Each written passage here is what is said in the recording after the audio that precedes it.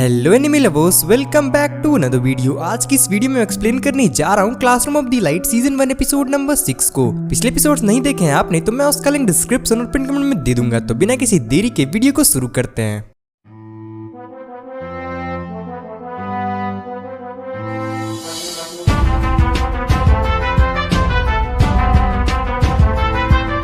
Episode 6 शुरू होता है और साकुरा की आवाज में ये बताया जाता है कि मैं लोगों से ज्यादा अच्छे से इंटरेक्ट नहीं कर पाती, इसलिए मैं एक मास्क इस्तेमाल करती हूँ अपना असली चेहरा छुपाने के लिए।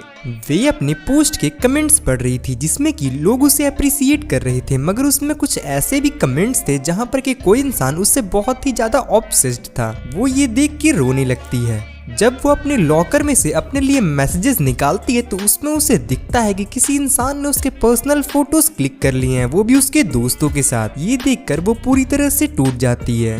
सीन यहीं पे कट होता है और अगले सीन में हमें अयानो कोजी और होरिकिता को उसी जगह पे दिखाया जाता है जहाँ पे कि सूदो और उन क्लास सी के स्टूडेंट्स की लड़ाई हुई थी। अयानो कोजी पूछता है कि क्या तुम्हारे पास कोई आइडिया या फिर कोई प्लान है। होरिकिता कहती है कि मैं उस बारे में सोच रही हूँ और वैसे भी साकुरा के बयान देने के कारण हम लोगों ने हियरिंग को एक दिन डिले करवा दिया। अब बस हमें कुछ प्रूफ चाहिए उस इंसिडेंट को लेके।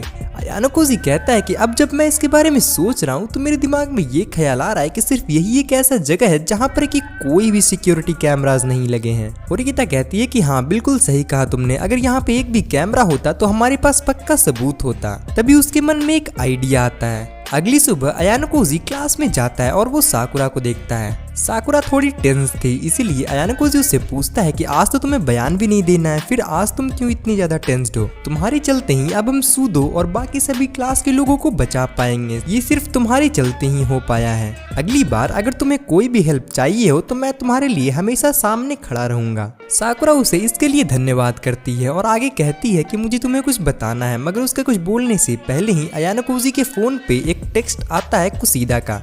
अयानो कोजी कहता है कि मैं तुम्हारी बात अगली बार कभी सुनूंगा, अभी के लिए मुझे बहुत ही ज्यादा जरूरी काम है। अगले सीन में हमें क्लास सी के उन्हीं तीनों स्टूडेंट्स को दिखाया जाता है जिन्हें कि कुसीदा ने उसी जगह पे इनवाइट किया था। जब वो लोग वहाँ पे आते हैं तो वे लोग कुसीदा की जगह अयानो कोजी को पाते हैं और अयानो कोजी कहता है कि कुसीदा नहीं आएगी, मैंने ही उससे तुम सभी लोगों को मैसेज करवाया था ताकि तुम यहाँ आ सको, मुझे तुम लोगों से कुछ बात करनी है। एक स्टूडेंट कहता है कि सूदो ने हमें यहाँ पर बुलाया और हमें मारा, उससे एक अच्छे इंसान की तरह अपनी पनिशमेंट कबूल कर लेनी चाहिए। और इतना कहकर वो वहाँ से जाने लगता है कि तभी होरिकिता आके उसे पीछे से रोकती है और कहती है कि अगर तुम यहाँ से चले गए तो फिर तुम जिंदगी भर पछताओगे। वो पूछता है कि तुम कहना क्या चाहती हो और होरिकिता उसे वहाँ पे लगा हुआ कैमरा दिखाती है। ये देख उन स्टूडेंट्स के होश ठिकाने आ जाते हैं। होरिकिता कहती है कि स्पेशल एनेक्स में साइंस लैब है और वहाँ बहुत ही ज्यादा खतरनाक केमिकल्स रखे होते हैं, तो ये बात तो कॉमन है कि यहाँ पे सिक्योरिटी कैमरास लगे होंगे ही होंगे। एक बच्चा कहता है कि अगर यहाँ पे सिक्योरिटी कैमरा लगे हैं तो ये बात स्कूल ने हमें पहले ही क्यों नहीं बताई। अयानो कोजी कहता है कि जब ये इंसिडेंट हुआ था तब दोनों पार्टीज को पनिशमेंट मिलना तय हो गया था, अब चाहे किसी भी रीजन के चलते हो, मगर सूदो ने भी तुम्हें मारा था,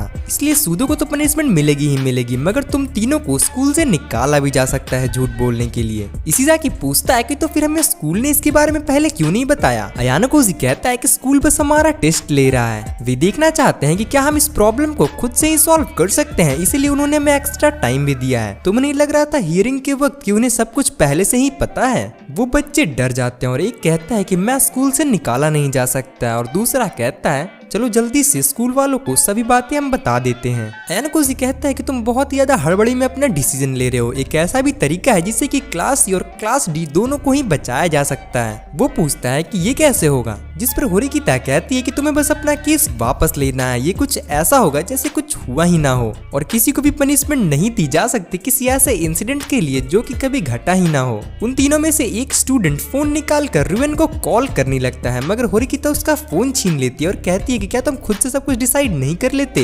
वो स्टूडेंट गुस्से में उसका कॉलर पकड़ लेता है। होरिकिता कहती है अच्छा तो अब तुम वायलेंस पे आओगे, ठीक है एक बार ट्राई करके तो देखो। लास्ट में वो लड़का भी उनकी बात मानने को तैयार हो जाता है क्योंकि उसके पास भी अब कोई ऑप्शंस नहीं बचे थे। अगले सीन में हम साकुरा को मार्केट में देखते हैं और उसे ऐसा एहसास होता है कि उसका कोई पीछा कर रहा है, इसलिए वो जल्दी जल्दी जाकर उससे पीछे छुड़ाने की कोशिश करती है, मगर वो इंसान हाथ धो के उसके पीछे पड़ा था। अयानो कोजी इचिनोसे को कैमरा लौटाने आया था। इचिनोसे उसे कहती है कि तुम्हारा प्लान बहुत ज्यादा जबरदस्त था, मैं ये सोच भी नहीं सकती कि तुम जैसा एक स्टूडेंट क्लास डी में है। अयानो कोजी कहता है ये आइडिया होरिकिता का था और वैसे भी मैंने बस वही किया जो कि उसने मुझे करने को कहा था। तभी उसके फोन पे साकुरा का कॉल आता है, मगर उसके कुछ बोलने से पहले ही उसका जो स्टॉकर था वो उसके फोन को फेंक देता है और हम देखते हैं कि वो कोई और नहीं बल्कि उसी कैमरा स्टोर का स्टाफ है। वो साकुरा को हैरेस करने की कोशिश करने लगता है। वो उसके शर्ट के बटन को खोलने वाला ही होता है कि तभी अयानो कोजी अपने फोन से एक पिक क्लिक कर लेता है उस इंसान की।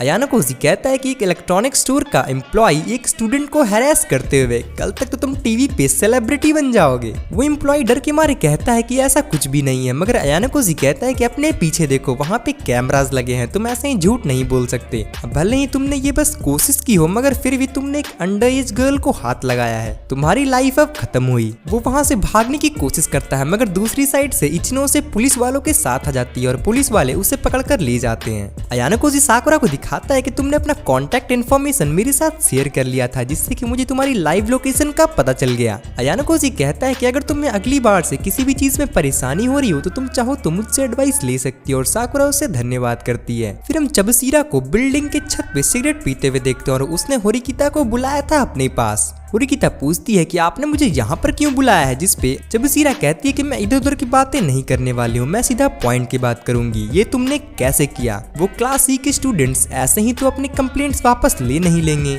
मगर होरिकिता उनकी इस बात का जवाब देने से मना कर देती है। तब चबसीरा अपना सवाल बदलते हुए कहती है कि तुम मुझे ये बताओ कि क्लास सी को पीछे करने के लिए जो प्लान सोचा गया था वो आखिर किसने सोचा था? होरिकिता कहती है कि इससे आपका क्या लेना देना है? चबसीरा कहती है कि अगर तुम सच में क्लास ए तक जाना चाहती हो तो मैं तुम्हें एक एडवाइस देना चाहूंगी। अयानो कोजी के बारे में जितना ज्यादा हो सके उतना ज्यादा जानने की कोशिश करो। अगर तुमने ऐसा नहीं किया तो फिर बहुत ही ज्यादा देर हो जाएगी। हम सूदो को देखते हैं जो कि अयानो कोजी को आकर थैंक्स कहता है अपने केस में हेल्प करने के लिए, मगर अयानो कोजी पूरा का पूरा क्रेडिट होरिकिता को दे देता है। फिर वापस से सीन चबसीरा की तरफ शिफ्ट होता है। चबसीरा कहती है कि तुम मुझे ये बताओ आखिर क्यों अयानो कोजी के जैसा एक परफेक्ट और होनहार स्टूडेंट क्लास डी में है, आखिर क्यों वो अपनी असली कैपेबिलिटीज को छुपा रहा है और क्यों वो सामने नहीं आना चाहता। क्लास डी अगर इसे दूसरे तरीके से कहा जाए तो ये एक ऐसा जगह है जहाँ पर सभी बच्चों में कुछ न कुछ खामियां मौजूद है।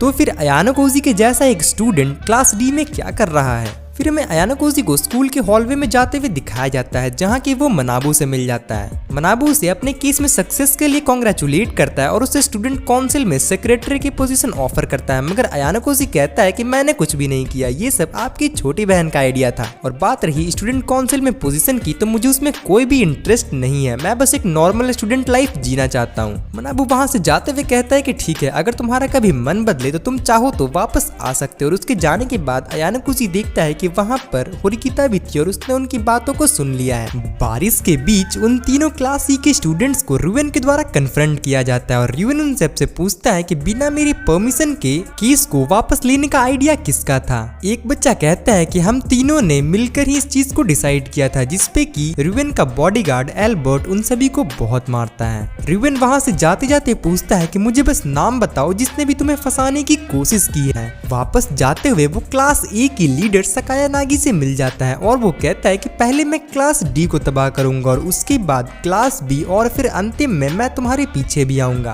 सकाया नागी कहती है कि ये बातों में तो बहुत ज्यादा अच्छा है, मगर तुम क्या ऐसा सच में कर भी सकते हो? और रुवेन कहता है कि स्कूल में बस एक ही लीडर रह सकता है, दो नहीं। सकाया नागी भी उसके चैलेंज को एक्सेप्ट कर लेती है। अयानो कोजी और होरिकिता भी उसी बारिश में अपने डॉर्म रूम की तरफ जा रहे थे। अयानो कोजी कहता है कि तुम्हारा प्लान बहुत ज्यादा अच्छे से काम किया, जिसपे होरिकिता कहती है कि तुमने मुझे मैनिपुलेट करने की कोशिश की ना।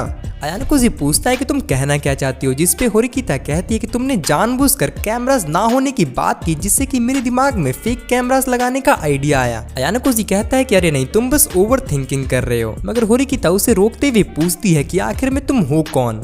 फिर हमें उसके लाइफ के कुछ पुराने फ्लैशबैक्स दिखाए जाते हैं, जहाँ की वो किसी व्हाइट रूम में था और उसके अगल बगल बहुत सारे बच्चे थे उसी के एज के। तभी एक बच्चे की तबीयत खराब हो जाती है और वो जमीन पर गिर जाता है और अयाना कोजी उसे एकदम इमोशनलेस फेस के साथ देख रहा था। सीन वापस प्रेजेंट में आता है और अयाना कोजी कहता है कि मैं तुम्हें क्लास ई तक पहुंचने में मदद करूंगा, मगर आज के बाद तुम कभी भी मेरी जिंदगी में दखलंदाजी करने की कोशिश मत करना। आखिर क्या है अयाना कोजी की पुरानी लाइफ में और क्या है उस व्हाइट रूम का रहस्य, ये आपको जानने को मिलेगा आगे के एपिसोड्स में। हमारी 5000 सब्सक्राइबर्स की फैमिली अभी बहुत ही हाल फिलहाल में पूरी हुई है और यार मैं बहुत ही ज्यादा खुश हूँ। So now we will target 10 के सब्सक्राइबर्स। अगर आपको ये वीडियो पसंद आई हो तो वीडियो को लाइक, चैनल को सब्सक्राइब और बेल नोटिफिकेशन को ऑल पे कर लें। धन्यवाद।